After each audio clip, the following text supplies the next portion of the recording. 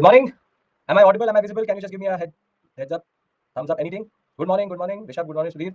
Am I audible? Am I visible? Yes. No. Yes. Perfect. Very good. Okay. So we'll wait 2 to 3 minutes, and then we'll begin our analysis for today. You start a journey with me today, which is called ancient medieval art and culture, and we'll see how we'll go about that. Okay. I'm good. I hope all of you are doing well.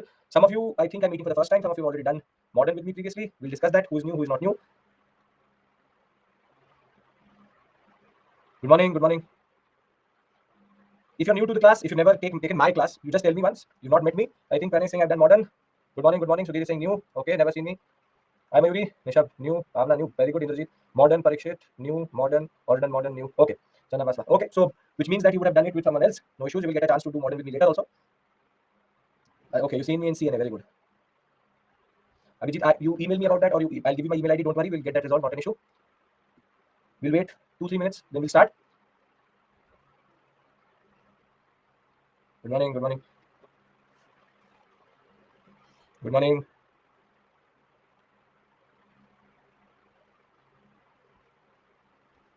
When will medieval, first ancient, then medieval? I'll tell you how we go about it. 7, 7, 10. Total 24 modules. We'll talk about that.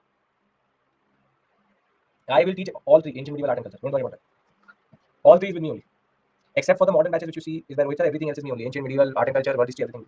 Modern, post-independence. Okay.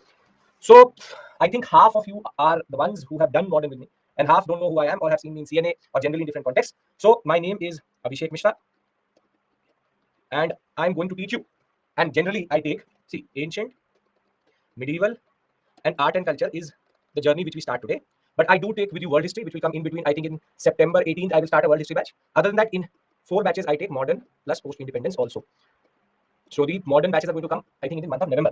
I will be taking world history. Yes, I take everything. I take history as a subject. Basically, history is not one subject in UPSC, but 6: ancient, medieval, art and culture, modern, post-independence, and world history. So except for certain batches of modern and post-independence, everywhere else you will see me only. Now, the point is, if you haven't met me, if you've never seen me, why am I teaching history to you? Why am I qualified to teach you history? And what is my credentials that makes me the right person to take history for UPSC generally? So some of you already know that, but just to introduce myself again, I have done my BA Honours History in history itself from Sri Venkateshwar College, Delhi University. I'm the university topper of my batch when it comes to BA Honours. Thereafter, I did my Masters from St. Stephen's College, Delhi University. Again, university topper of my batch for Masters. Thereafter, I've done my MPhil also in history from the Department of History, Delhi University. And I'm basically a specialist of colonial history, specifically Portuguese and British history. So I know Portuguese language also. I've done an analysis on Bombay and Goa vis-a-vis administrative history. If you go by my specialization, administrative, economic, labor, and generally I'm a modernist. Over and above that, I'm right now doing my PhD in history again, and I'm basically understanding what are called bureaucratic apparatus, colonial bureaucratic apparatus, and nationalism. How did nationalism affect the concept of bureaucracy, the ICS, what you want to be, which is an IAS. So basically, for the past decade or so, for the past 10 to 12 years, I've been doing history since 2009, 2010. And very simply, the point is that throughout this period, I have taught for 6 years in Delhi University as an assistant professor. I was last in Hindu College, then I taught in LSR, in SGTB Khalsa, College of Vocational Studies, a lot of different colleges in Delhi University. And over and above that, the period in which I was teaching as assistant professor, I was also mentoring a lot of students for UPSC. So for the past 2.5 years, I've been here mentoring my students, making sure that history does not remain that scary subject as we know about it, because there's a lot of misconception about it. So very simply, I have been doing this for a very long time, so I know what I'm doing. So there will be a lot of things which I will tell you, which may not go with what you see in, for example, Spectrum, what you see in standard books itself. So I have a certain plan chalked out for you. So don't have to worry that why am I teaching you that at what level? Because throughout the period I teach you, I modulate in the sense that I sometimes at UPSC level, then I go to optional level, sometimes I go at academic level, then I come down. Basically, the 7, 7, 10, which is 7 modules of ancient, 7 modules of medieval, and 10 modules of art and culture, I planned them in such a way that you don't have to go to any other book. I'll tell you what are the books, this and that. The simple point is that don't worry about the resources, don't worry what I'm saying is right or wrong, because there's a general tendency to Google a lot of things. Don't do that. So very simply, ancient is what we start today. But before we do that, 3 basic rules of my class. Very simple. So I welcome you all to this strictly 1 month journey every Saturday, Sunday, every Saturday, Sunday. And the 3 basic rules is that if you see my CNA also, I do it in the same way. I will give you basic understanding. I will look at the PPT with you, and then again we will summarize everything. But how I summarize in history is through timelines, which is quite important. And I'll tell you how we will do that generally. Second is you feel free to ask any questions, not an issue at all. The simple point is that the questions should be towards the topic we are discussing. I'll repeat as much as you want. That is not an issue. And very simply, you should engage in class. If you are here live with me, you will have the calling feature also, as you know. Other than that, you should engage with me. You can ask me if you're not following. Some things are technical, some things are straightforward. Last but not the least is, I will tell you how to go about it. Don't open a book right now. I will tell you in the phased manner how to go about it. So first and foremost thing is, I know what I'm doing. Second, don't worry about the books. PPTs are more or less enough, but I will tell you how to go about it. Third is, the level will keep on modulating. I will tell you how we will go about that also. And over and above that, feel free to ask questions. If you are live with me for these 10 hours, engage, because that is how we understand each other. And it's a long journey. By the time we come to art and culture, I should know you better so that we can understand what is your journey. Are you understanding? Are you following? And there's a reason why I start ancient medieval first and then art and culture, that I will also tell you. So ancient history, don't worry. Ancient, I don't follow ancient modern previously only. See, don't worry about that. The problem is, students, the approach is wrong. Ancient and medieval, you will start to understand better with timelines. Don't worry about that. You just be with me in these for 83 hours and you will see how it will automatically come to you. Okay. I have opened it previously. If you remember, I've done. I think calling feature has been used previously also. Weekend, I think modern history will come November. Not right now. Not right now. Is everybody comfortable? Can we start our journey? Because now I will start to go into the concept. Yes. Okay. So I would expect you to say yes or give me a thumbs up. This is the least I expect from you. I'll keep on asking you if you're following me. If you are, you just have to say yes. Okay. Weekday, Abhishek. Again, I'm not sure. I put up to sheet. I get 3 more batches, but not right now. I think the morning batch is not with me. Okay. Right. So basic necessity, just say yes. Okay.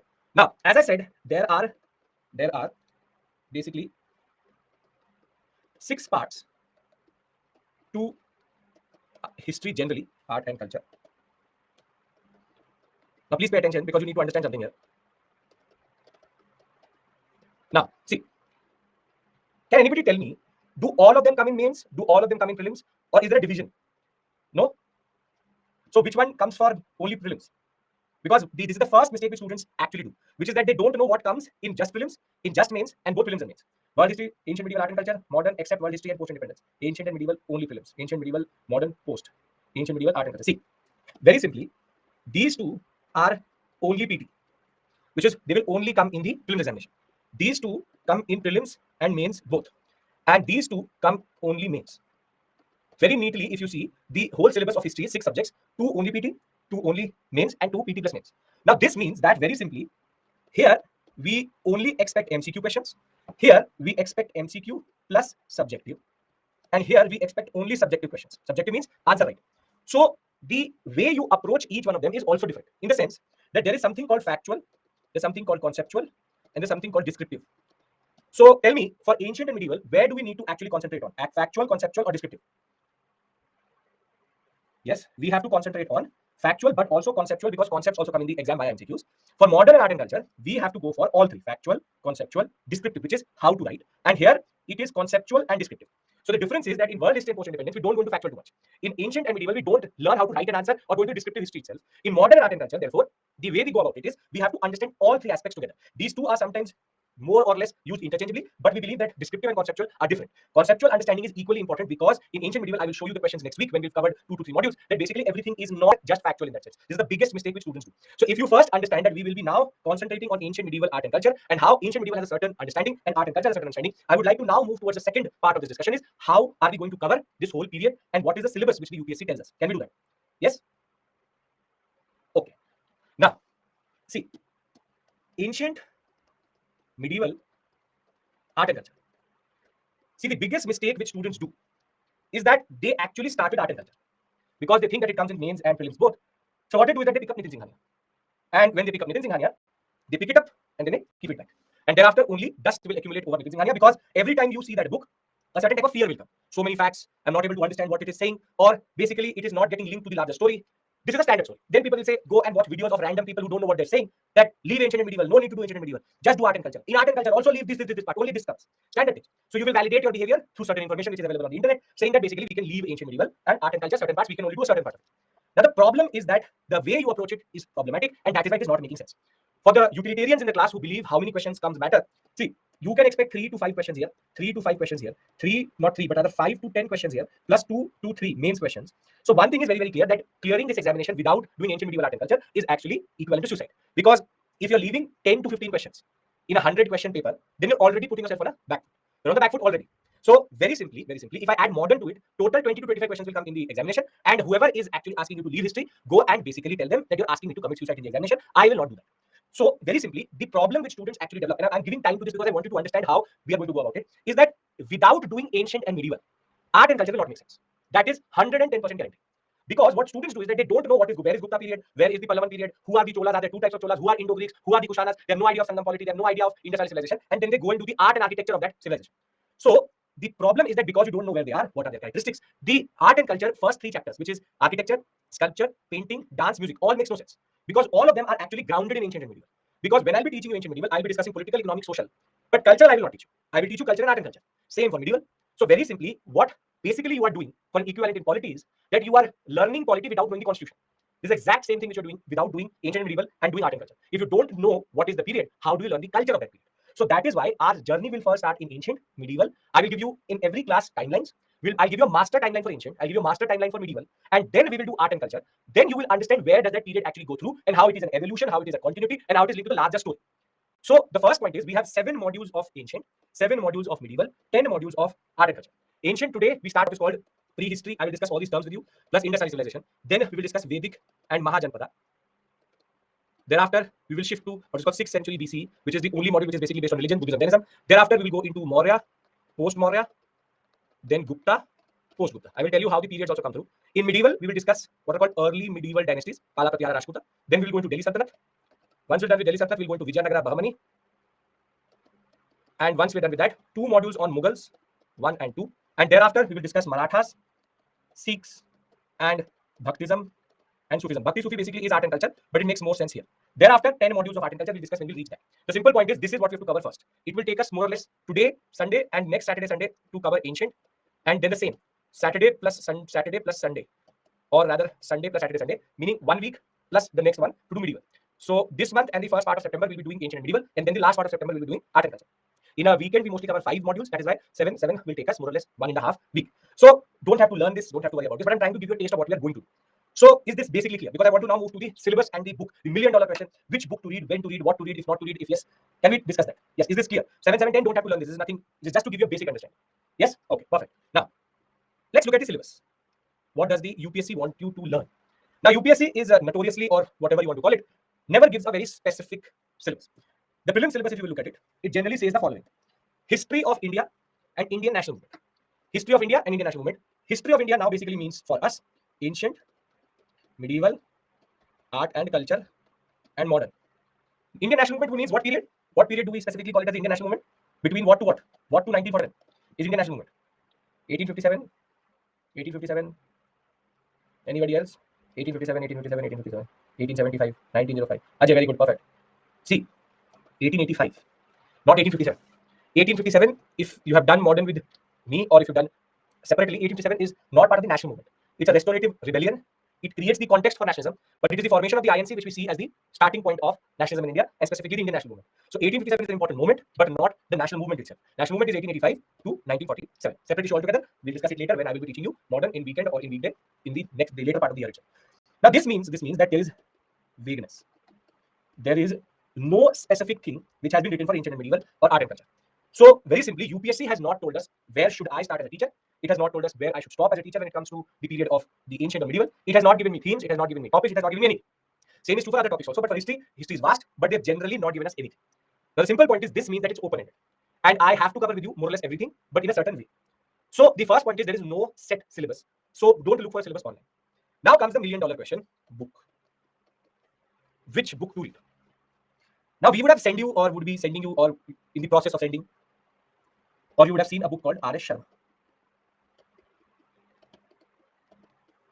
Now very simply, the student who will just pick up randomly R.S. Sharma, again this book will not make sense, because the problem is that it was never written for UPSC.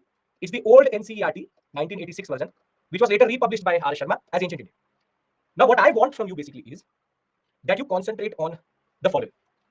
You have the PPT, which you will get in every day 3 you will get A, part A, part B, part C. Then you have the NCERT new, which is 6th class and 12th class part 1. And then you have this book called R.S. Sharma. Now what I want from you is that you are going to very simply first cover the PPTs with me. Then I want you to read the NCERTs. And then the third thing which you do is go to R.S. Sharma. And here you are not learning, but only reading. There's a difference between learning and reading in the sense that when you learn, you basically put in the time to understand the facts and revise. When you read, you just go through the material generally. So very simply, the PPT is the anchor on which you will read other things. Now, with regards to the new NCERTs, the 6th class NCERT and the 12th class NCERT, there are basically the total number of NCERTs are like this: 6th class, 7th class, 12th class part 1, and 12th class part 2. See, this and this is ancient. This and this is medieval. Art and culture books I will discuss with you when we reach art and culture. Very simply, this is the way you read it. First you read 6th and then you read 12th part 1. Then you read 7th and then you read 12th part 2. Pass. The simple point is that this only has to be read after you've done the PPT. So don't have to hurry. If you are with me here, we are going to discuss everything. We are going to generally summarize and understand everything in the way we show. So is the book issue clear? That what do you need to do with regards to the books? Yes? See, Namita, 8th class and 12th class part 3 is basically modern. 11th class and 9th class are actually world. But I'm not going into that. I discussed that when I will teach you them. Tarun, the resources is PPT plus NCRT plus R. Sharma and Satish Chandra from Medieval India. I will tell you that, Sudhir. I'll tell you that what to do about it. If you don't follow R. Sharma, don't worry about it. See, one of you asked me that should we read topic wise after class is over. See, in every PPT rather, I have something like this. This is module number 1. Very simply, I have pointed out that from R. Sharma, which are the chapters which are relevant, from 6th class, which are the chapters which are relevant, and from 12th class, which is the chapter which is relevant. This is like a key for you. Because there are multiple books and the search, for example, the first 6 chapters of R. Sharma is useless. So what I've done is that in every module before we start, I have pointed this out to you, what to read from there. Once this module is over, you can go and read this and this. You cannot completely do the PPTs. PPT has to go with bare necessity NCRT. PPT plus NCRT is the bare necessity. That is the given thing. You can't ignore the NCRTs because that is the way UPSC tends to argue and it is asking questions. So module number 1, I have given you a key. I give a key for every what we call as module. If there's a second module, I will tell you from R. Sharma, from 6th, from 12. This is there. So don't have to worry about this. Everything is sorted. Everything I have simplified to the point that everything will make sense. So we have discussed the syllabus, we've discussed the books, we've discussed the structure, we've discussed the 7 to 7, 7 plus 7 plus 10, and we've discussed why there is an issue in understanding ancient medieval art and culture, because we do not, everything will be provided to you. This slide, everything, this, you, if you are new to this, understand this, that what is going to happen is that once you want to take a screenshot, sure, why not? You wanted this. See, when I will stop, when this part A will automatically stop from my side, you would have got unannotated PPTs already. That would be in your dashboard already. Unannotated means that it is in black and white. This is called an annotated PPT in the sense on which I write. Once I will stop this session part A, automatically the PPT will be generated within 1.5 hours and it will be available to you in PDF form. So everything which I write down, don't write it down again and again. I am telling you one thing very clearly. Do not make this class into a radio. I want you to concentrate towards me. I want you to concentrate towards the screen. Don't make running notes because I'm making notes for you. Do not keep your head down and listen to me because this is again a video. So please do not just keep on making notes like this. It's not a college class. Listen to me, understand with me. Everything I'm writing is going to be given to you. So if we are clear about the ground rules, can we now begin our discussion with regards to the first module? Yes, can we start the first module? Before we do that, I'll try to do one thing, which is that I will try to show you the live call feature. So I have right now enabled the calling feature. Now, if you have a question, you can just send a request with regards to talking. And there are 3 basic rules here. You can send me a request to me and I will accept it. There are 3 basic rules. Before you do that, first, it has to be topic related. I am not Google. Second, and the most important, you have to speak in English because that is a very important part of personality development. Because I am hearing you, everyone else is also hearing you. You have to be coherent. Second, as I said, English first, topic related. Third, don't misuse it. Because if you're misusing it, then you're misusing it for everyone. So if there's a specific doubt related to the discussion I've had till this point, you ask me any other technical issue, that I will give you my email ID. You email me. So if you can follow these 3 rules, then I would be happy to take the calls. Have to be coherent, have to speak in English, and more than that, has to be topic related. If there's logistical issues, if you've not received certain things, that we will figure out other than the class itself. Agreeable? It's not a radio show. Remember, sir, it's my birthday. Wish me happy birthday. Not a radio show. It's specifically to make sure that if you're live with me, and I encourage you to be live with me because some of you just watch the recorded session. But if you're live with me, I expect that you interact with me. Okay. So Shahnawaz wants to talk. Hello. Hello. Good morning, sir. Hello. Good morning, sir. Shahnawaz, can you hear me? Yes, sir. Hello. Good morning, sir. I'll call you back once. Okay. Was anybody able to hear Shahnawaz? Yes, no? Yes. So it was only me that I was not able to hear. 1 second. Shahnawaz, I'm calling you back once. I would have to change the input here. Yes, now I can hear you. Shahnawaz, send a request again, I'll call you. Tarun has called.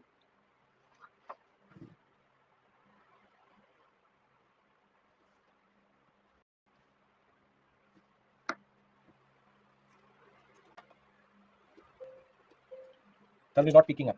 Okay. 1 second, I'm just checking the output. I have Parikshit.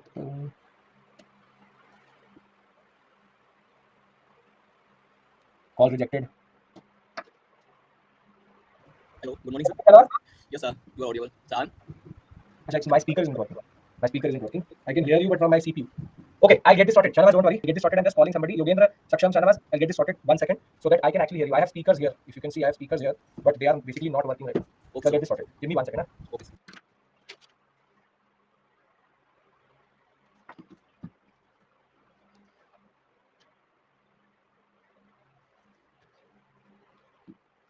Okay. Meanwhile, what we can do is that we can go forward. I'll get this sorted vis-a-vis. Use headphones, it may help. So the point is that they're giving me these big speakers.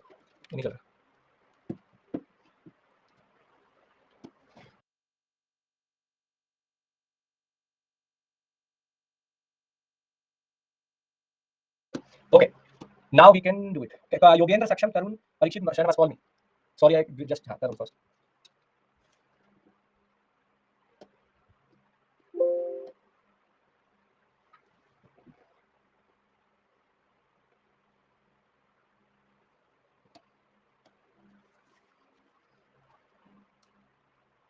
Shanavaz, there's a call which is going to you. Yes. Hello. Yes, please tell me, Shanavaz. Hello, good morning, sir. Good morning. Sir, what is the micro level syllabus, sir, of prehistoric times? Because now we are starting with prehistoric. So first, tell what is the micro level syllabus, such as periodization of Indian prehistory, then source of prehistory, Paleolithic, and Mesolithic. Sir. And that we will do. We're going forward. I have to tell you that prehistory is Paleolithic, Mesolithic, Neolithic, Chalcolithic. After Protohistoric. That we will discuss. Micro history of what we have to do, that's a separate issue altogether. Anything else? And so, you are saying that 6th class and 12th class NCERT, sir. So is it is necessary to read NCERT or RS Sharma is enough? No, see, NCERT has to be read. Irrespective of RS Sharma, new NCERT has to be read.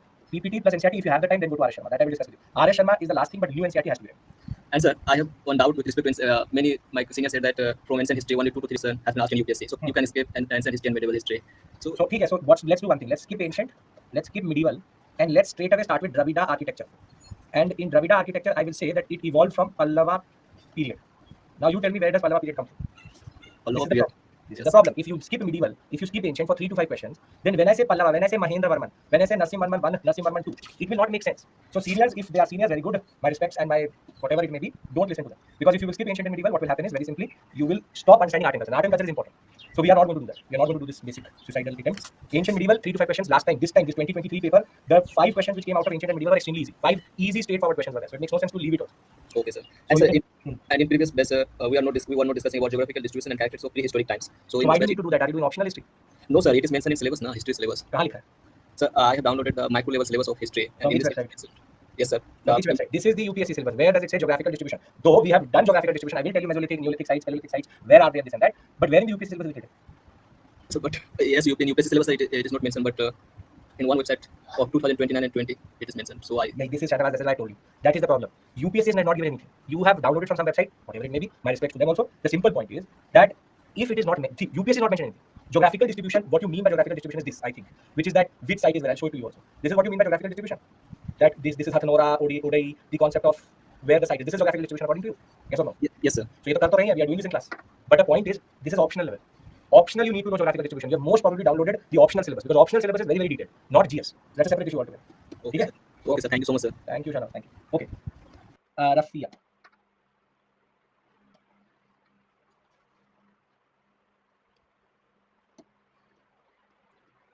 So one request, please answer the sound in the laptop. Sushmita, the students have to speak louder. It's not based on me. You have to speak louder. Rafia, you're not picking up the call. Call cancelled. Okay, Yogendra. We'll do this for 2-3 minutes more and then we'll move on. Yogendra, again, a call is going to you. So the students who are speaking have to speak louder because where to call? You can go into the doubt section. It will show you a calling feature. Yogendra, again, got cancelled. Sachin. See, it's showing ringing to me. So it should be in your doubt section chat. In the side, it should be ringing or incoming call should be there. I'll do this one more minute and then we'll move on. Again, Sachin, ringing, not picking. Some Indrapreet has said some toppers say about old NCERT. Is there any difference? See, very simply, whilst we are again trying to connect to our phone friend here, Indrapreet, old NCERT, RS Sharma, Satish Chandra, and Bipin Chandra are nothing but the old NCERTs. If you're reading these three, you're reading the old NCERT 1986 one. It's the same thing. Okay. So for some reason you guys are not able to figure it out. Shanavaz was able to pick the call. Yogendra again not picking up the call. The simple point is we'll now go back to what we are doing. But I hope you got a feel of what is basically happening. History of second period self-study. That is on your level. If you're from the honors, then you can do it. Then if not, you will need some understanding. You get a feel of what I mean by calling feature. Yes or no? You get it, right? You can call me. I'll keep on doing this whenever we are going to end a certain section so that you can collate. My very, very important suggestion to you would be note down your queries. And once I ask you to call, you can ask me them in the end. Some of the queries may be answered throughout the session itself. If not answered, I'll be happy to talk to you. Yes? Clear? Can I now start the module? See, if you're calling from your laptop, then you headphones. Because then you would have to accept the call. If you're calling from phone, it should work. I've seen this work and it works. So it works. If from laptop, if there's an issue, you can just use the headphones. It will be better. Okay. Now, we have given quite a lot of time to understand why, as Shanavaz also pointed out, why we should not leave ancient medieval. We shouldn't be a utilitarian right now, because if you start a tendency of leaving things, then you start to leave a lot of things. You just have to concentrate on 2 to 3 standard things. So how to learn terms, facts, I will tell you that. Sachin, don't worry about that. How to learn facts, what is the way to do it, how to revise, everything I will do. Trust me, by the time you come out of art and culture, you will not be scared of this subject itself. Now, listen. We are now starting module 1. Now, when we talk about module 1, very simply, we need to understand what is called prehistory and industrial civilization. Industrial civilization is one of the most favorite topics of UPSC, and module 1 is going to very simply cover this. Now, there's a problem, and now I want to discuss that with you. 2024 aspirants, what's the time I must be done? Sakib, I'll discuss that also. First, listen to me. Now the problem is that UPSC has not told me where should I start from. Where should I start from? One second. So UPSC has not told me where should I start from. Now, very simply, I need to find a place where my syllabus starts, because ancient can go back as the Big Bang, which is the formation of the universe, to the dinosaurs, and to the early man. The point is, we don't know where we start. So very simply, the first thing which I'm going to do with you is, we'll understand three terms. One is called prehistory. The other one is called proto-history. The last one is called history. And you also have to understand the concept of BCE and CE. The concept of BCE and CE. What is this BCE and what is this CE? Because what students first don't understand is how is periodization in history done generally. So there are certain terms: prehistory, proto-history, history. What do I mean by that? Now, in order to understand this, now I am going to a level which is basically academic, in the sense I could have done without it. I could have not told you what is prehistory, proto-history, history. I would have told you BCC, but I'm trying to make you understand something fundamental to history so that your understanding of history is not distorted. So now what I want from you is a little bit of attention so that you can actually understand the way all of these things work. I have to reach at Paleolithic. But in order to tell you why it is Paleolithic, why is it called Paleolithic, what is the concept of Paleolithic, I need to first explain to you the concept of proto-history, prehistory, history, and the very simple concept of CE and BC. In the next 2 to 3 minutes, I'll just take a short break because I would need to change the studio. So thereafter, there will be no disruption. But I'm giving you a heads up already that I will, in the next 2 minutes, just take a small break for 5 minutes because I need to change the studio. Very simply, the concept is very straightforward. The concept is that history as a subject. How do we write history? How do you write history? If I ask you as a historian to write history, how do you write history? What are the types of sources which are there? Okay, history is his story. So then what about the women in class? It's not her story. Discovery, time period. Archaeological sources, Abhinav says. Very good. Other archaeological sources, what are the other sources? Paintings, ancient manuscripts, theories, changes, scriptures, coins, literature, monuments, text, pre and proto. Pre and proto what? Monuments, text. To know your previous generation. Mythology is history, Hardeep, very good. Study of past events, verbal, anecdotes told by people, drawings, foreign accounts, events, excavations, facts, and monuments. See, we can very neatly divide into 2 parts. Sources in history is either archaeological or are literary. Archaeological basically means material remains, and this means texts and manuscripts. What do you mean by material remains? See, I'm standing in this room right now. So there's a vacuum in front of me, there's a pen, my phone, the bottles, the camera. Now what happens is this building collapses right now.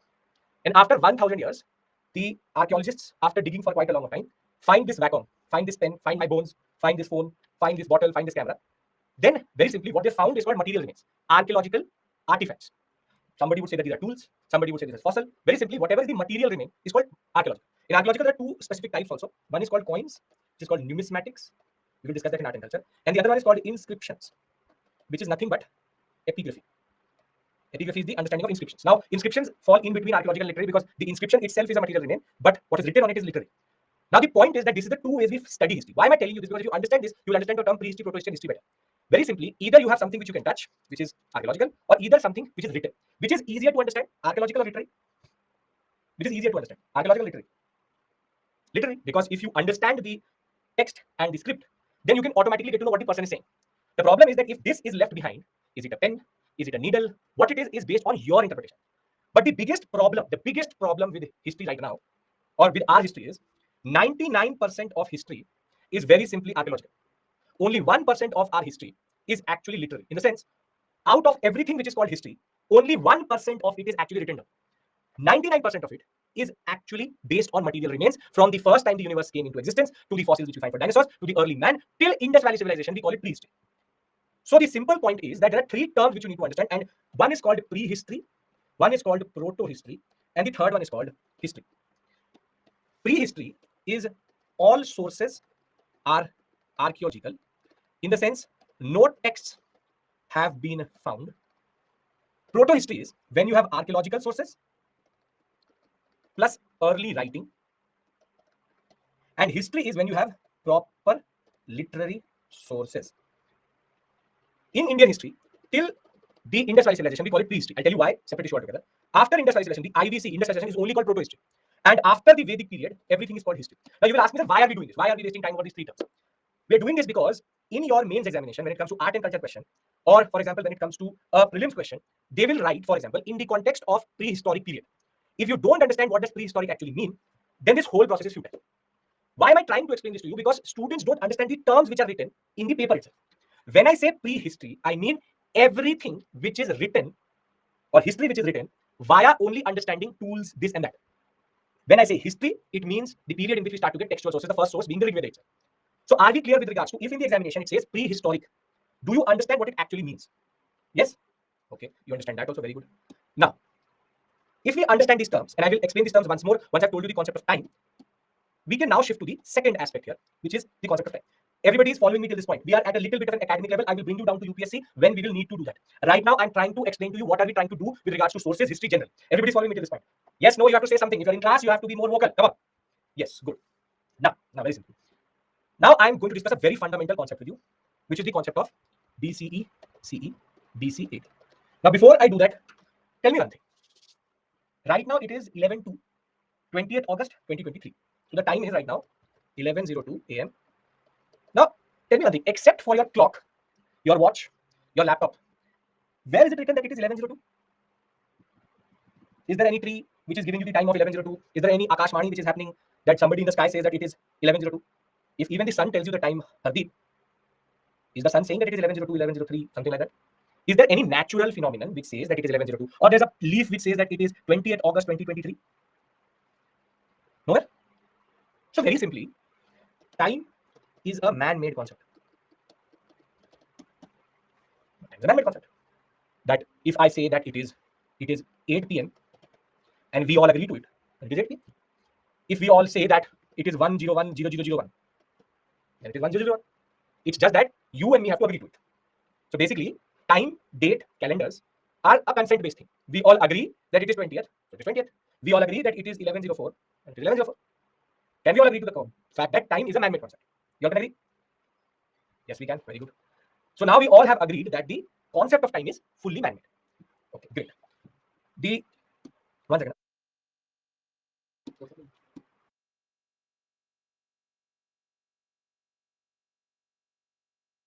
Okay. Now we all have agreed that time is a man-made concept. We all have agreed to it. Now, when I wrote this date, there was something missing in this date. Can anybody tell me what is the thing which is missing in this date? What is missing in this date? Not day. Very good, Hardeep. Very good, Ranjit. Very good, Sushmita. Very good. It is basically not 20th August 2023, but 2023 CE, or what we call as AD. Basically, you and me are in 2023 CE or AD.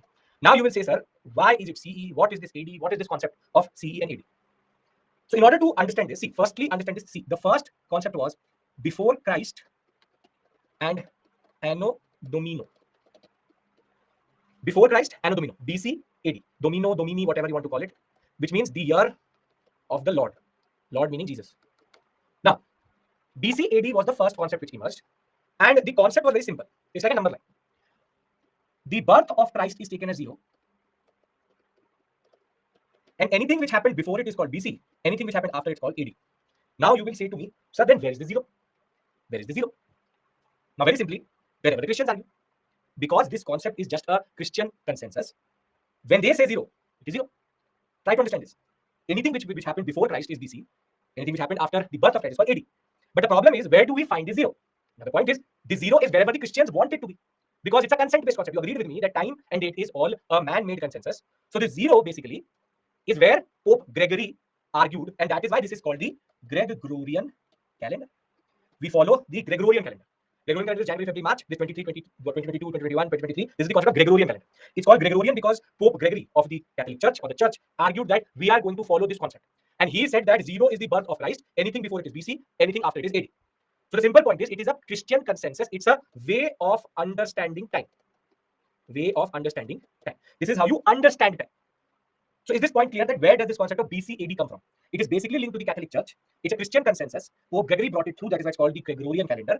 BC AD is based on the concept that birth of Christ is 0. Don't ask me when is birth of Christ, because when the Christians argue it is the birth of Christ, they call it 0. So are we clear with regards to where is this origin of this concept of time, which is BC AD? Yes, because we use it and historians also use it. Very good. Now tell me one thing. Concentrate. This is the only technical part. Thereafter it is quite easy.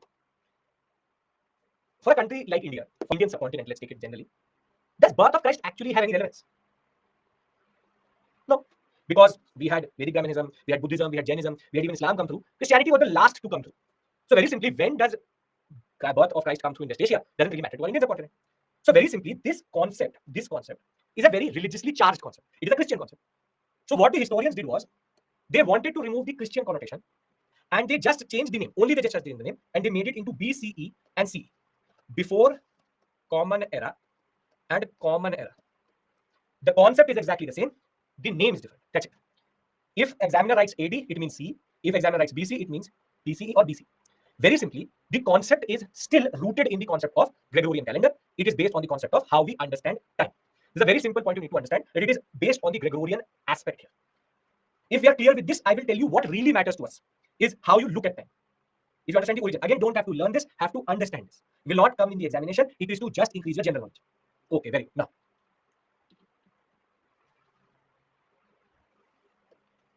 the concept of time, somewhere I heard, no, AD is not after death. Very, very simplistic, crude, very crude understanding. No. For ancient, not Bipin, Arishan. Okay. Please pay attention. This is where the application comes.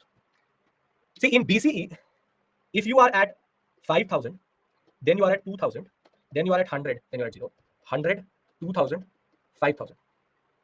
This whole thing works like a number line. -1, -2, -3, -4, 1, 2, 3, 4. Whenever you write the date in BCE, you write the bigger value first and the smaller value second. Whenever you write CE, you write 2,000 to 5,000. This is because in BCE, you are moving towards 0, and in CE, you have gone through 0. So just to give you a very simple CSAT question, how many years are between these two dates, 2000 BCE to 2000 CE? How many years are there?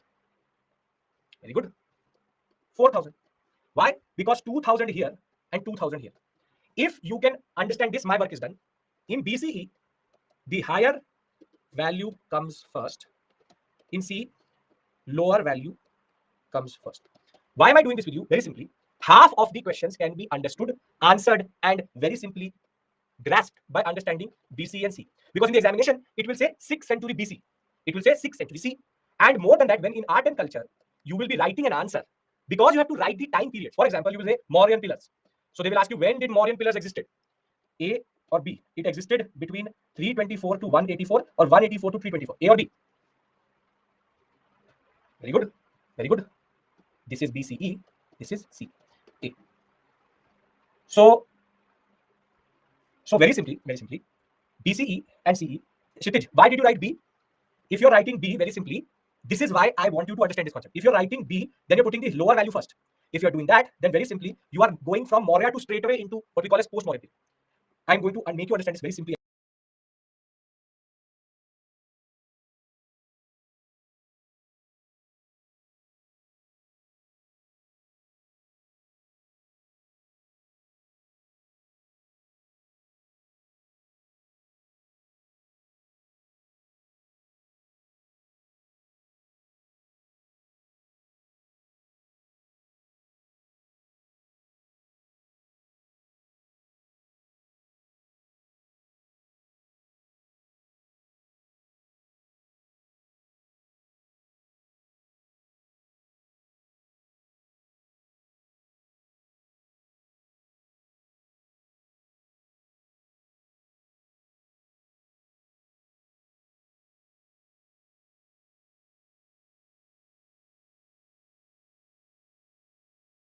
If you're not following, tell me.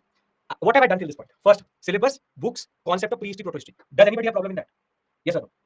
I'll tell you that, Kshitij, don't worry. Anybody has problem in these things? Okay. Now, as of right now, we are discussing the concept of BC and C. Very simply, Snehalata, what is your background? You are an engineer, you are doing humanities, commerce. What is your background?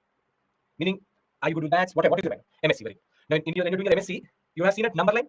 If you've seen a number line, -1, -2, -3, -5, 1, 2, 3, 4, 5. Now, tell me, Snehalata, in -5 and -1, which is the bigger value? -1 or -5? -1, very good.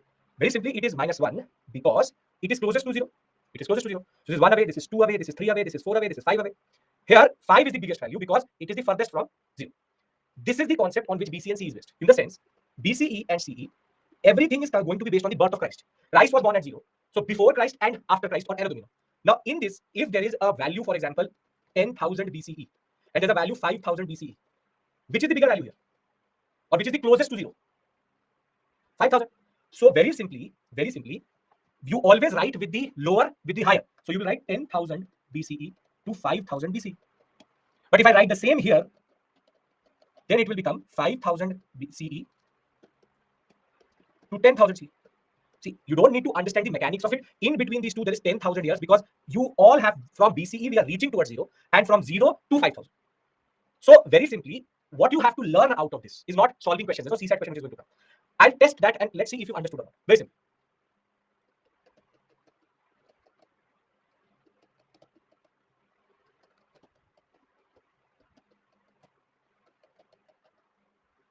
You mean history of BC is recorded from BC towards left? Yes, in a way. Sorry, don't go left and right. But basically, the furthest away is the Big Bang, and we all have been moving towards 0. And now we are basically 2023 years ahead of the birth of Christ. We'll talk about it. Now tell me one thing. A, this value is in BC or C? If you can solve this, we'll move on. Very good. This is in BC. Very good. B, the value is in BC or C? C. Very good. These two values, BC or C? Very good, BC. And this value? If you understand this, why am I saying this? Why? Very simply, sometimes in the examination, the examiner will be not kind enough to give you this. So I hope now you are in a position, and I'm giving you time to very simply understand this. I hope you are now in a position to very simply, even if not indicated, you'll be able to identify. You will be, if not indicated, you will be. Very good. Great. Perfect. So the first technical aspect is done. So we are in 2023 CE, which means that we are 2023 years, or it has been 2023 years since the birth of Christ.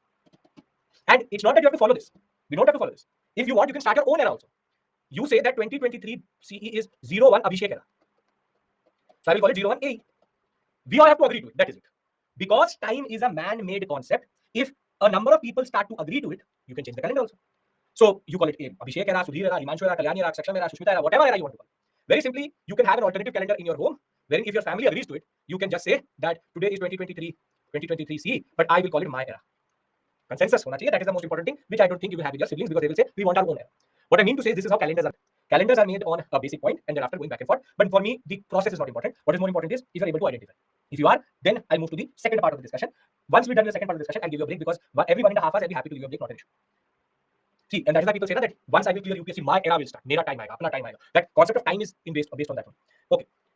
Era shift. Anybody wants to ask something fundamental? Are you sitting there thinking, what am I doing? What A, B, C, C, D, B, D? Is everything clear?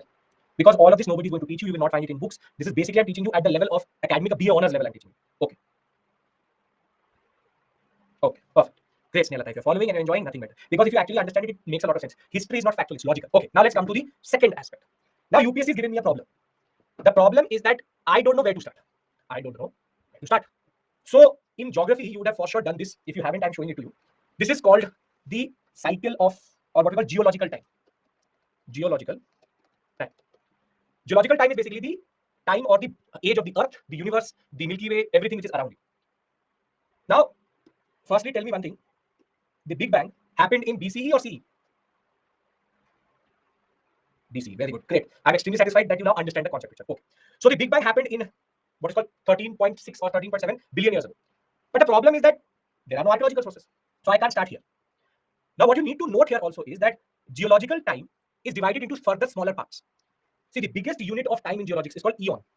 Eon is billions of years. Think of it like this: kilometer, meter, centimeter, millimeter, nanometer. Eon is the biggest unit. Then you have era, which is several millions of years. Then you have period, and then you have epoch, and then you have years or age. So I can't start in eons because very simply I don't have sources. Then I come to the extinction of dinosaurs or the age of dinosaurs. But again, I have fossils. But are you and me a dinosaur? No. So learning the story of the dinosaur may be interesting, but gives nothing to you and me. So our story, not probably not, we are not. Our story starts here, which is called the Quaternary period. Forget the period. It's called the Pleistocene epoch, which is close to 2 million years ago. So very simply, I have finally found, after brainstorming with you, my starting point. My starting point will be 2 million years ago. Million means lakh, 10 lakh. So 20 lakh years ago, or 2 million BCE. This is going to be my starting point, because it is here that you and me start to emerge. Human history starts to emerge at 2 million years ago. Sushmita, yes. So 2 million years ago. This is, see how they written. This table should not be read like this. It should not be read like this. It should be read like this. The starting point is here. We are moving towards 0. So this would be 13.6 billion BCE. So we are now coming to 2 million BCE. Don't forget that. 0 is towards this area. So most of the students read it top to down. That is how you read a table. But this table needs to be read the other way around. Okay. Now we come to 2 million years ago, 2 million BC as my starting point. Now, what are you and me? What is the technical name which we have? What are we? Humans? Very good. But what is the technical name which you have? You and me are basically Homo sapiens. We are Homo sapiens. If to be very precise, Homo sapiens sapien, but we don't have to go into that level of anthropology. Now, if for an anthropology student, this is going to be extremely interesting. And for you, I'm introducing basically physical anthropology to you. This is called anthropology. For anybody who wants to choose anthropology, it's called physical anthropology, which is to understand the way we live. Anthro. Now, we didn't fall from the sky like this. I'm not muted. You can hear me, right? Nikita, refresh if there's an issue. Refresh. Yeah. So you and me did not fall from the sky like this. We didn't fall from the sky like Homo sapiens. We have been going through what is called evolution. We're going through what is called evolution. Now, what do we mean by evolution? Evolution means that we emerged out of what are called apes and chimpanzees. If you want to call them early monkeys, if you want to call it, but monkey is a different family altogether. Apes and chimpanzees evolved into Australopithecus family, and the Australopithecus family became what is called Homo family. Now, obviously, you don't have to learn this. Australopithecus, Ghari, Afarensis, 3, 4. Then comes the first member of our family, which is called Homo habilis. Homo habilis. Now, see, Australopithecus had all ape-like features, which is that they used to walk on all fours, which is that you don't need to know the scientific name, you don't need to go into the community, you don't have to go into this. I'm just trying to explain something to you. Understand, I'm trying to find the starting point and why are we doing it. Don't have to go into anthropology. Anthropology optional, basically, I'm teaching right now. See, Australopithecus used to walk on all fours, which is that on your hands also and your legs also. You have seen how an ape walks or how a monkey walks, they walk on all four of their limbs. That in turn led to the evolution. And evolution happens because of the way the environment changes and something else, which I will tell you, which is called cranial capacity. Separate issue altogether, I'll tell you that. But Homo habilis, habilis means handyman.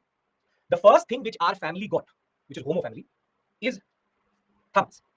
This is called Homo habilis' most important feature.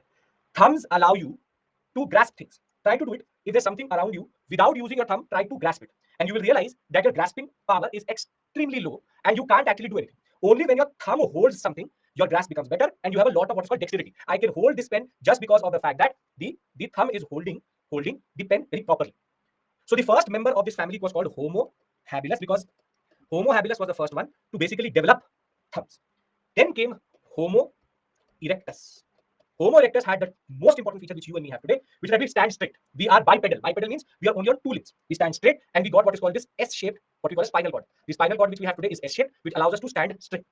Homo erectus is the one which later evolved into Homo sapien.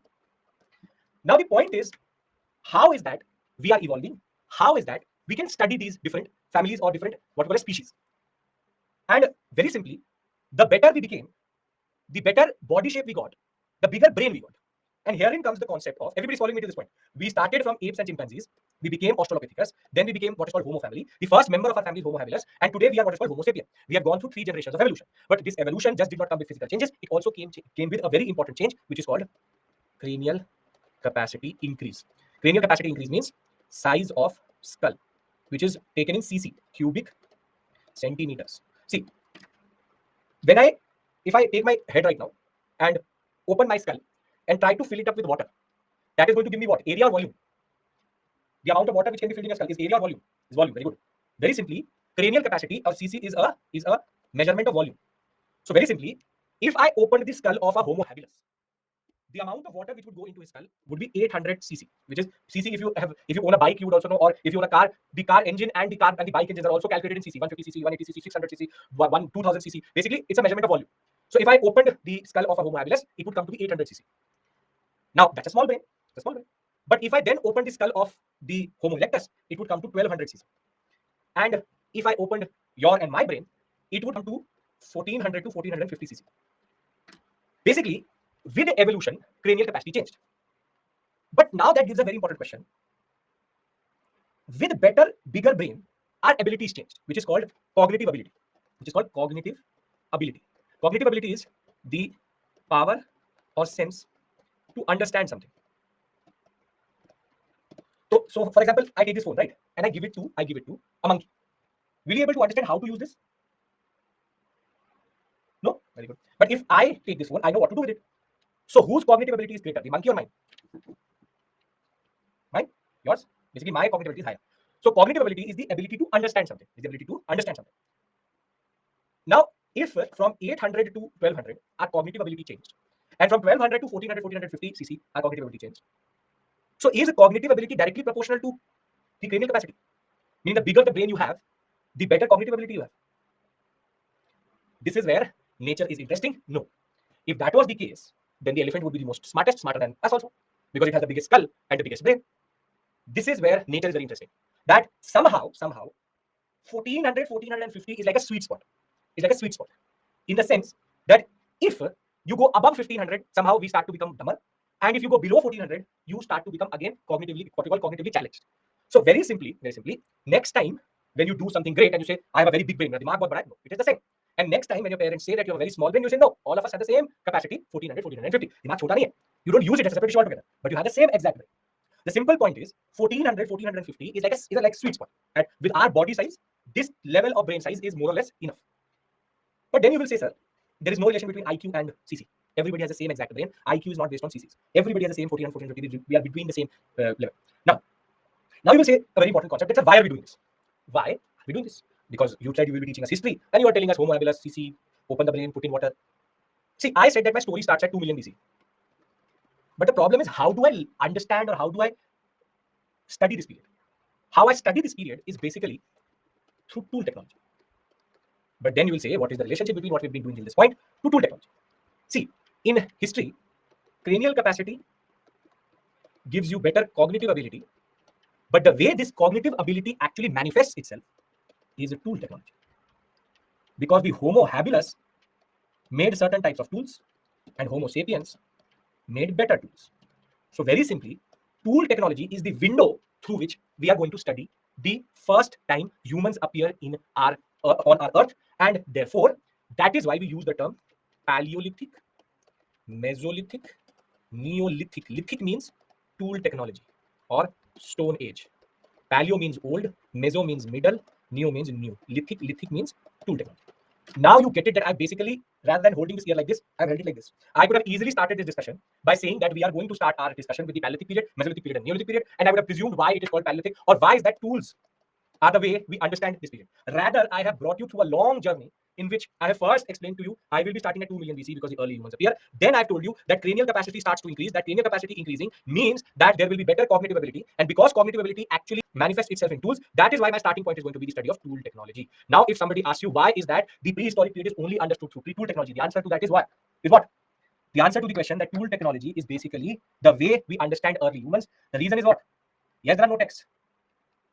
The reason is because tool technology is a marker of an indicator of cognitive ability, which gives us an insight, which gives us an understanding, which gives an understanding of how the humans changed. And isn't history just the study of humans? It is. This was the academic level, honors level understanding of BCE, CE, tool technology, cranial capacity, cognitive ability, marker, understanding. Cognitive ability helps to develop. Yes, why not? Saksham, the better your understanding of the environment, the better you make it. If all of this is clear, I'll open up for calls and we can take a small 10-minute break. And as you know, you will go for lunch at 1 o'clock. So is everybody following me? Is this making sense? Am I actually making sense to you? Are you finding this interesting? Is this something which you... Because see, I could have actually not taught any of this. The past 2 hours, basically, I put in just to create a base, which I don't need to, but I do that because my students should understand what is history, because this is your history. That is all. Everybody following me to this point? Okay. So anybody has any question, you send me a call, because I take 2 calls maximum. Class start time, Anil, 10 o'clock.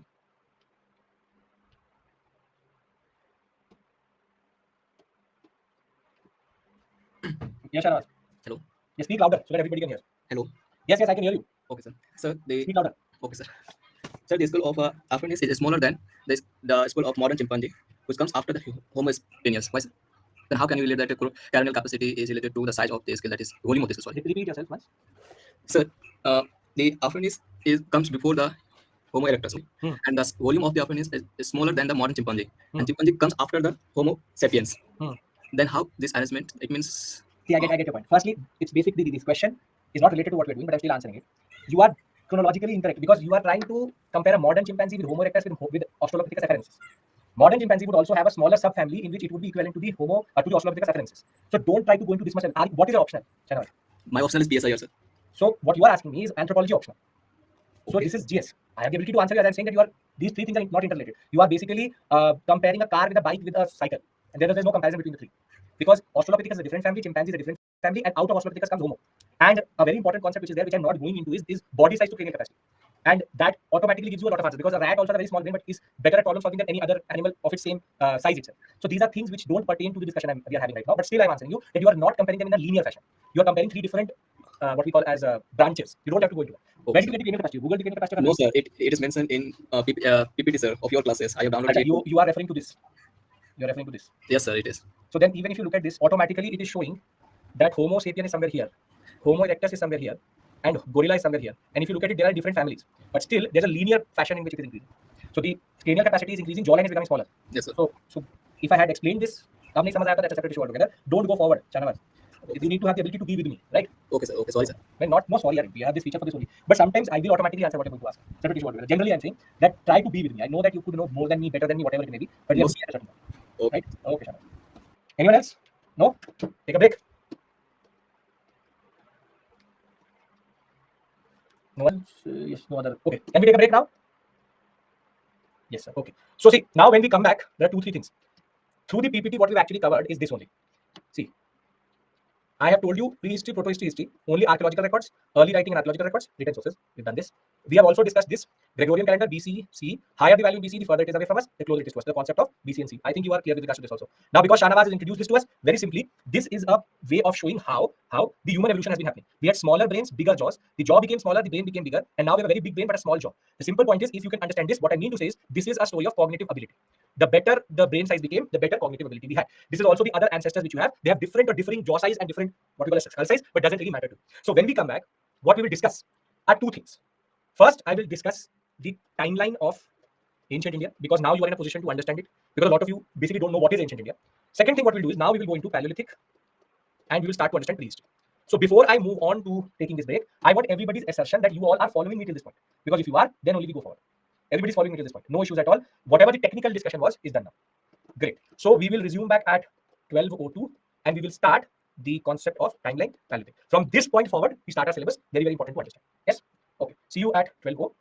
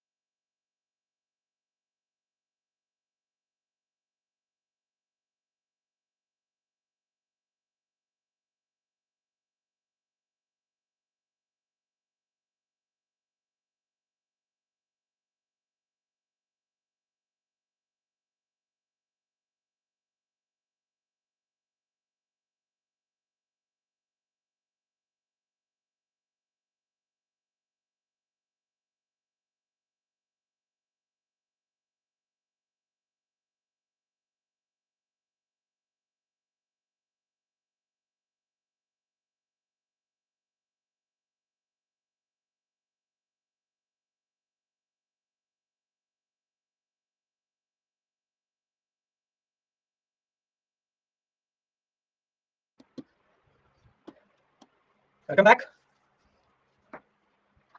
Okay. Am I audible and visible, everyone? Yes? Great. Okay. Can we take the discussion forward? Sir, as you say, history is also telling us about environment. So, after and beyond, if our future generation wants to know more about us, then they look at the present technology like smartphones and tools and derive the conclusion that affirms selective evolution. Yes, yes, Sandeep, yes. If you have been going through the basic reports which are coming out of the medical fraternity, there are three things which are still evolving in our body. Firstly, the children which are now being born have bigger thumbs because we use our thumbs too much. Every time we do it quite a lot. Second thing is we are also getting bigger eyes because the blue light which is coming through, a lot of our retina is now starting to show changes. Further, we are seeing that they are getting evolved with changes in the spinal cord because we tend to be like this too much. So I think it is an ongoing process. Evolution is happening as an ongoing process and it's still happening in that sense. That's a very good observation, but yes, it is happening. So to this point, we understood the concept of time, we understood the concept of the BCAD. Along with that, we understood cognitive ability, cranial capacity. Now, what I want to give you is a very simple snapshot of what we are going to do because now you understand BC and C. And then I want to start Paleolithic with you. As you know, we go like this in the day, 10 to 1. Then 1 to 2 is your lunch break. Once you've had your lunch, we will go from 2 to 5. Then 5 to 5:30 is your evening break.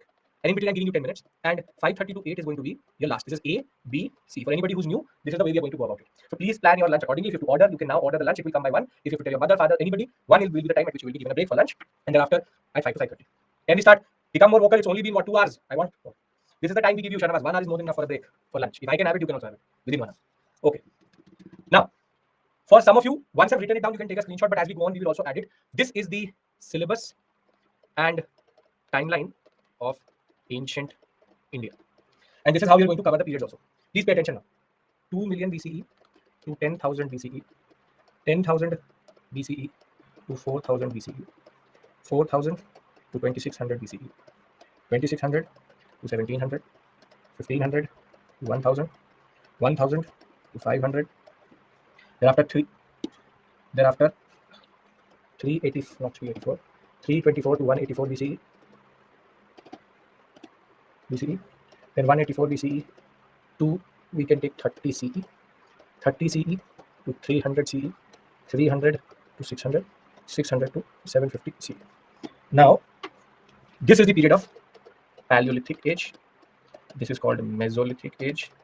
This is called Neolithic age. And these are crude dates. Don't go by the dates which are given in books. Crude dates, because here 2,000, 5,000, 10,000 up down works.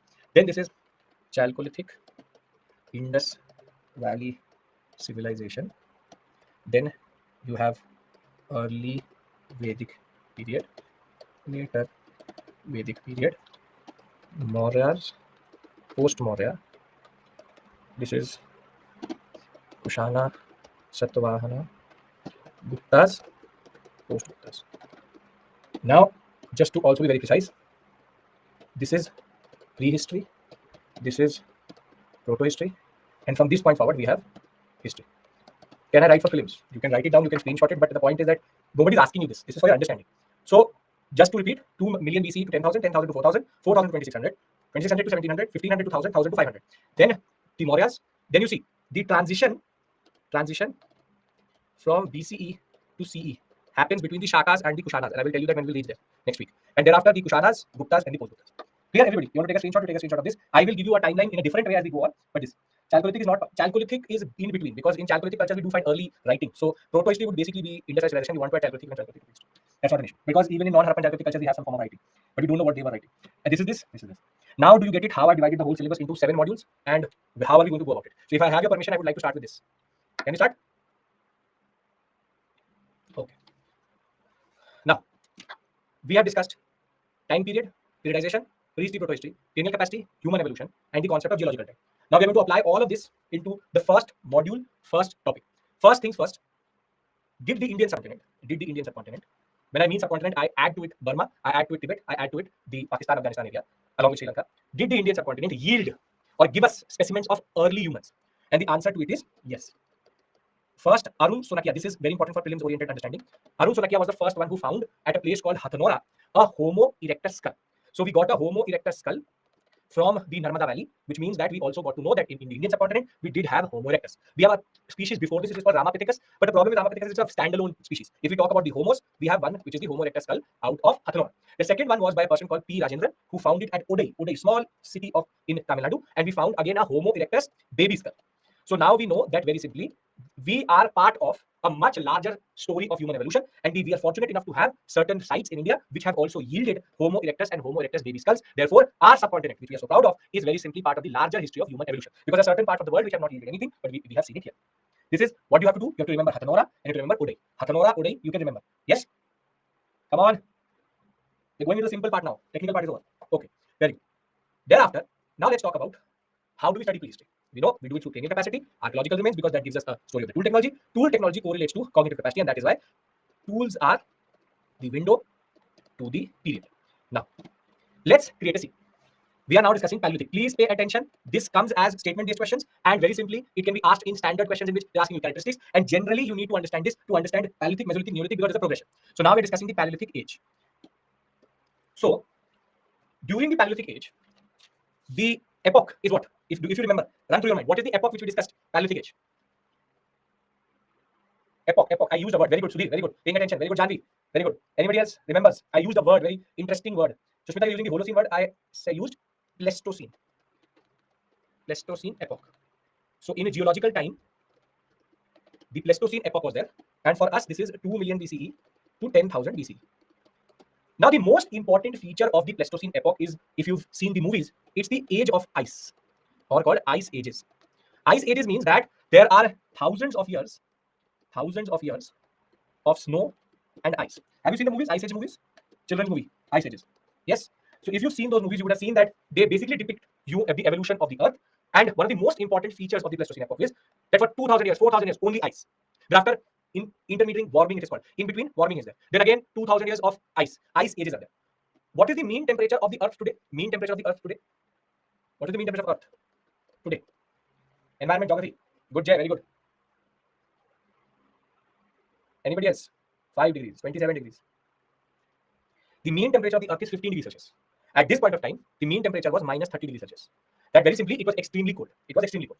Now, a very good evidence of the Pleistocene epoch is actually embedded in you as I speak with you, and is right in front of you as an evidence that there were multiple ice ages. Can you tell me what it is?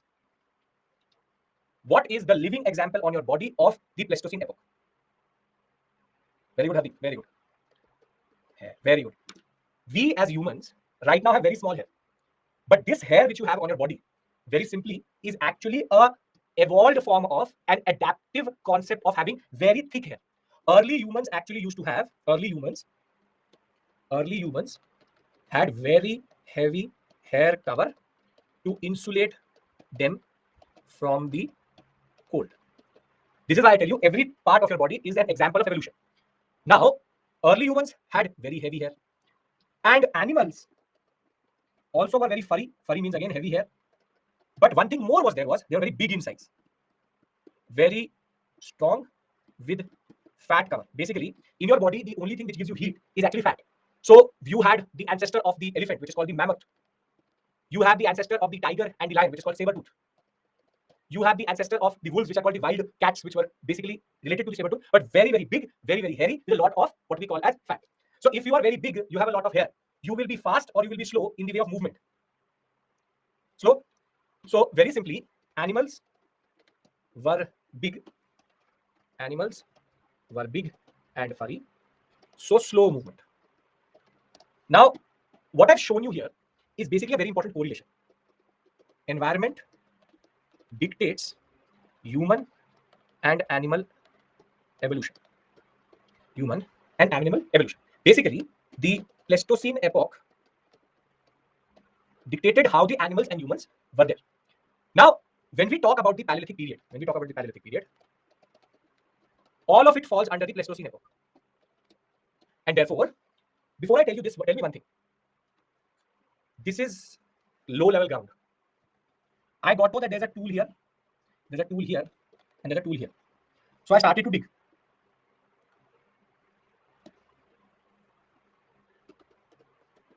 If I started to dig, which of these levels, A, B, C, is the closest to me? A, very good. And the furthest is? See, very simply, this is the closest because the level of Earth which was there was very less. Then I went further down. So periods, the Paleolithic period is actually divided into three things: lower, middle, upper. Lower Paleolithic, middle Paleolithic, upper Paleolithic. Basically, it is divided in a way that it tells you that lower is 2 to 2.5 million years ago till 1 lakh. So basically, this level was for us 2.5 million years ago to 1 lakh. Then 1 lakh to 40,000, 40,000 to 10,000. So 1 lakh to 40,000 and 40,000 to 10,000. Now, in the examination, you will see these words: lower, middle, upper. Please understand one thing, that the nomenclature is the other way around. Lower is the furthest away, upper is the closest to us. So when we talk about the Paleolithic period, the Pleistocene epoch has now dictated everything. But there are 3 levels here: lower, middle, upper. And it is believed that Homo erectus used to be in this period. Homo erectus used to be in this period. Middle, we became Homo sapien, and thereafter Homo sapien. So very simply, the first characteristic, now please understand, this is what comes in the examination, and I will also summarize everything in the end. The first characteristic is the evolution of humans from Homo erectus to Homo sapien. Is this clear? First, I will discuss each and every character with you. Yes, very good.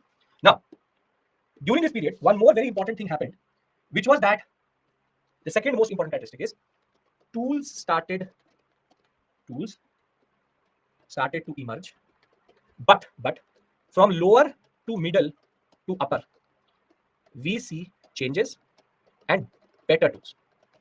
What do I mean by this? What I mean by this is, basically, in the first period, in the lower period, the tools are very crude, rudimentary, in the sense that they took these two and they hit together and they made basic tools. So for example, if this was a rock, they hit it, and what happened was that this part broke away, and what they got was this. And they started to give this an edge. And this is basically a tool for them. This is called a hand axe. This is called a hand axe. Hand axe. Basically, they use the core tool, shown here also. They use the core tool rather than using the flakes. These flakes were not used, but rather the core tool was used. So we have hand axes, cleaver, chopper, chopping. But the fact is, why did these tools actually succeed is because the animals were slow, as you told me. If an animal is really fast, if I take an axe in my hand, can I kill it?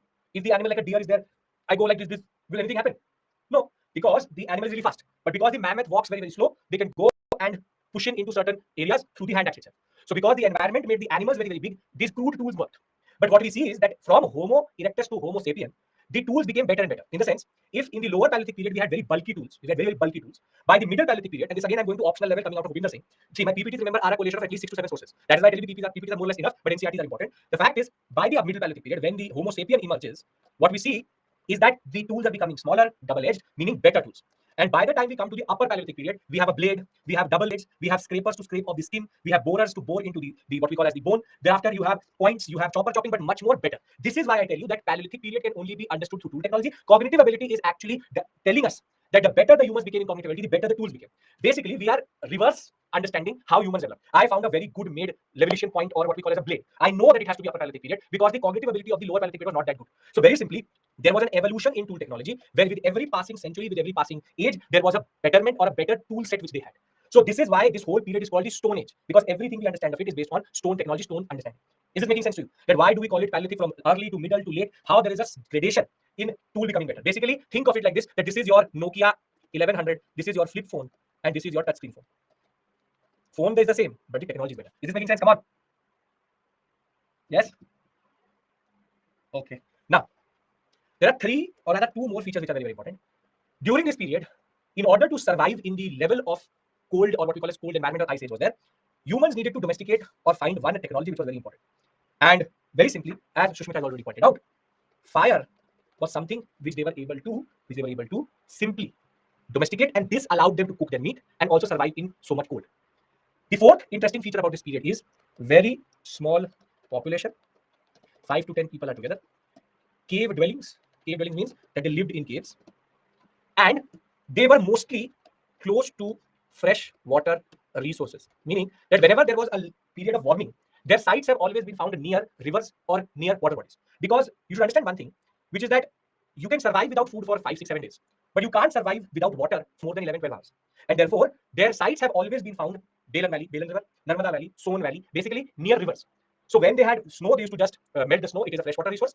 When there was warming, they were near freshwater resources. So very simply, just to bring it together for your purpose of examination, let me just write the features of Paleolithic period. So you will see 2 spellings of Paleolithic. The way British write it is this, Paleolithic. You will also see this, Paleolithic, same thing. there can be interchanging of this E O and A also. But we will write it like this, like the British wrote it. American spelling is different, right? So Paleolithic, same thing. Now, is everybody following me? Because now I'm going to give you a summary of this period. Very important. This is what you learn for the examination. Before I do that, is this working for you? Is this method working for you? Because what I'm doing is I'm teaching you first, then I'm looking at the PPT, then I'm giving you the summary. This is the style which we're going to follow. Generally, if this style is working, I can tweak it if you want it, but if you're not comfortable, tell me. Simple point is this. First, we understand everything, then we look at the PPT, and then again we summarize. Right? Okay, great, perfect. So everybody's on the same page with me. Very good. Comfortable? Nothing better. Okay, so let's do one thing. Let's write down the features of this period. First, revise with me. Pleistocene epoch, ice ages. Animals are big and slow. Humans are hairy and need insulation. Tools are crude, rudimentary, and bulky, but evolution throughout this period. This is me making notes for you. Don't have to note this down, just have to understand it. Fire was domesticated or used. Fourth, the population is small but near water resources. Fifth, the concept is no political structure, no social differentiation, and no economy. Sixth, hunting and gathering as occupation. 6 points. Hunting, gathering, which is they hunt the animals, gather whatever they can eat, but because there are too long an ice age, gathering activities are lower. Pleistocene, animals are slow, so tools are crude, rudimentary, bulky, but evolution is there. Fire is domesticated, population is small, but near natural water resources. No political structure, no social differentiation or stratification, which is there is no difference of caste, creed, anything, and no economy, in a way that there's no trade and nothing. Hunting, gathering as the basic occupation. These are the 6 points which you need to remember for the examination. Can you do that? Tools are crude, rudimentary means very, very early form, but evolved throughout this period and become better and better. Anybody has issues with these 6 topics, these 6 points? Yes, no, have to say something. No. Okay. Now comes to the concept of geographical distribution. Use of caves is, in a way, you can write that here. That is implied, but sure, why not? Now, when we talk about the geographical distribution, in India, there are multiple sites. Now, if you were a history optional student, I would have told you to learn these sites. But what I've done for you is that I've given you one mantra and 2-3 standard names. See, Son, Narmada, Belan, these are rivers. And as I told you, they were close to, very simply, the valley. So therefore, water resources. So 3 rivers you need to remember, Son, Narmada, and Belan. Then you have a very important site called Didwana, which is in Rajasthan. Now, this is the factual part. I can't help with this, but it's the factual part. Thereafter, one of the most important sites which you have to remember, irrespective of anything, is Bhimbetka. Very, very, very important, Bhimbetka. But there's a catch here. There's a catch here. Is that it says that in the alluvial plains of India and the Western Ghats, we find no Paleolithic sites. Can anybody tell me why? Because this will help you eliminate in the examination.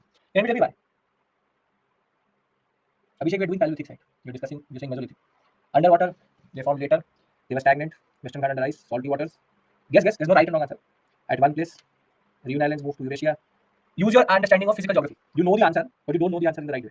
Floody areas, tsunami was reason, hunting, gathering, and iron. Iron, don't say iron. I don't dare use the word iron. Iron word will only come very period. They were recently found trees, deep forest, very difficult terrain, alluvial plains were not found. See, a lot of you are in and around that.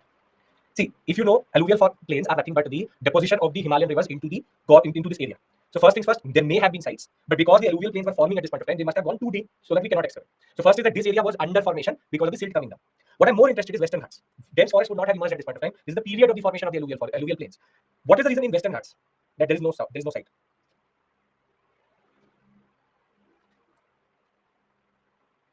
See, do you know that the Indian peninsula is tilted towards the east? That's called subduction subsidence. Yes, because most of the rivers automatically go towards the Bay of Bengal and the Arabian Sea. Why did this happen? This happened because the Western Ghats are actually submerged underwater. This was because of the process of tectonic movement. And that is why there's a slope towards this. And that is why one of the best ports in India are on the west, because they have a very big continental shelf there. And that continental shelf is because most of the Western Ghats got submerged underwater. And if there were sites, most probably they're underwater in that sense. Again, something which is not related to the course, but what I'm trying to tell you is that, is this logical or is this factual? Whatever I'm telling you, is this logical or factual? It is logical. So very simply, a misnomer, a myth about history is ratna. We have to only learn. No. Everything is logic-based. The logic that we don't find anything here and here is because of certain geological processes. The logic that the tools are crude is because the animals are heavy. The logic that fire is important is because it is very cold. The logic that the population is small is because their food resources are very less. The logic that the fact of the matter is that they have humans are there is because of the environment. Everything is correlated. And that is why if you understand the logic, you would never have to learn this. So if we have understood the period's features and if we've understood the geographical distribution, I would like to move towards the Mesolithic period. Can I do that? Yes, sir. Very good. Extremely good. Very good. Okay. I hope some of you are not sitting there thinking, sir will not repeat, sir will not say. If you are not understanding, you can always ask me to repeat. I'll be happy to do that multiple times. That is why we are here. That is why I'm here. Decline, it's not decline. Shanawaz, the word is not decline, it's evolution. It will automatically evolve into Mesolithic. Okay. Mesolithic period. Alluvial plain, Hardeep, is very simple. If you know the geography behind it, alluvial plains are nothing but a silt brought down by the Himalayan rivers. Himalayan rivers would be forming at this point of time, glacial rivers, perennial rivers. They would be bringing down the silt. So silt would be coming on layer by layer. So if there was a site, it has gone so down into the plains of India that we can't find them or we can't excavate. So very simply, the plains were being formed at this point of time. Okay. I can't increase or decrease the volume. I have a mic here. You can increase and decrease the volume. Okay. Now, Mesolithic period. Now let's try to understand this. Pleistocene gave way to the Holocene, which is 10,000 BCE. Now, the Holocene period is the period in which you and me live, which is that warming of the earth, which is called global warming. Mean temperature came to 15 degrees Celsius. Now, warming of the earth had multiple implications. The earth became greener, more flora and fauna. This also meant that animals became smaller or bigger? Smaller or bigger, very good. Became smaller, has no need of fat and fur. So if animals are smaller, they're faster or slower? Became faster. They became faster. So if they have become faster, humans lost their hair and now needed to adapt to a faster animal. Can't run behind a deer which is running at the speed of 18 to 20 kilometers per hour. You needed to change your tools. So very simply, Holocene environmental changes in turn led to what is called microliths, or small and very sharp tools. And the best example of this is an arrow. Now what they did was that they made a small arrow like this. They made a small triangle like this and then put it on a stick and then started to push it through what we call as a band of fat so that it becomes elastic and then send it towards the animal itself. Spears came through. They now started to use what are called projectile-based tools. But the point of the matter is that this change was not automatic. As one of you said, what was the decline? No. Decline is because, or change is because the environment changed. So this period is called the age of microliths, which is smaller, faster tools, more effective and better for hunting. Do you understand this correlation? Earth becomes greener, smaller and faster animals, so smaller and faster tools. Now are you understanding the correlation here? It's actually a logical step forward. Now, with more plants and gathering activities,